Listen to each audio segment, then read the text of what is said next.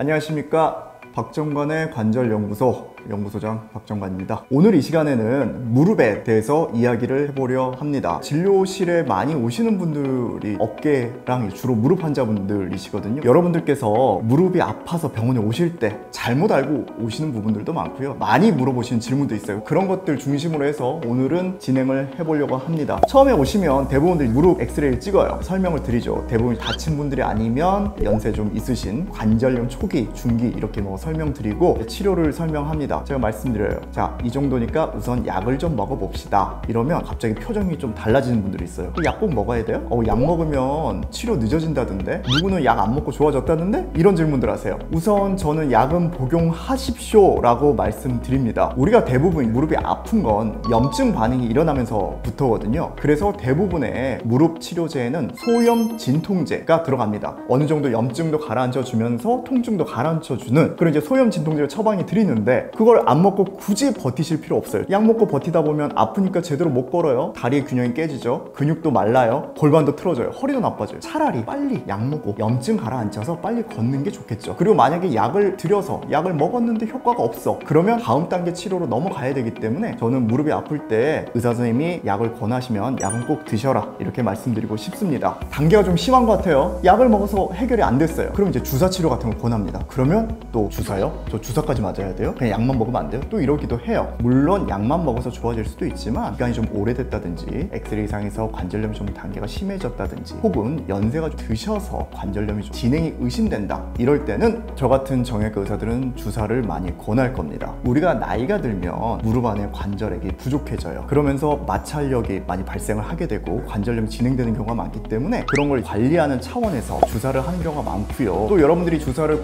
공포스러워하는 이유 중에 하나가 아마 많이 들어보셨을 거예요. 뼈주사 때문에 많이 주사를 맞는 걸 무섭게 생각하시죠. 그 주사 많이 맞으면 뼈가 녹는다던데 누구는 그거 맞고 못 걸었다던데 막 이런 얘기들 많이 하시거든요. 실제로 그런 분 사실 저는 못 봤어요. 주사나 이런 것들이 많이 발달하지 않았을 때는 그 염증을 빨리 가라앉히려고 스테로이드 주사를 꽤 많이 사용했습니다. 그리고 그걸 많이 하면서 뼈주사라는 별칭이 붙었죠. 근데 이제 스테로이드는 염증을 굉장히 빠르게 가라앉히는 효과는 있지만 너무 고농도를 자주 사용했을 때는 부작용들이 많이 따릅니다. 그것들 의사들이 다 알고 있어요. 만약 그렇게 나쁜 약이면 나라에서 허가를 아예 안 냈겠죠. 꼭 필요하신 분들도 있기 때문에 있는 약이고 적정한 용량을 정확한 간격을 지키면서 쓴다 라고 하면 문제 없습니다. 요즘은 그 외에도 흔히 연골주사, DNA 주사, 콘주란, 프롤로 등등 많은 주사제들이 있기 때문에요. 모든 주사가 뼈주사는 아니다. 그리고 주치의가 이 주사가 환자분께 맞는 것 같습니다 라고 권해드리면요. 스테로이드제가 아니다 그러면은 적절한 용법으로 주사 맞는 걸 저는 권해드립니다. 그리고 무릎에 물이 차요. 이런 얘기 하시는 분들이 있어요.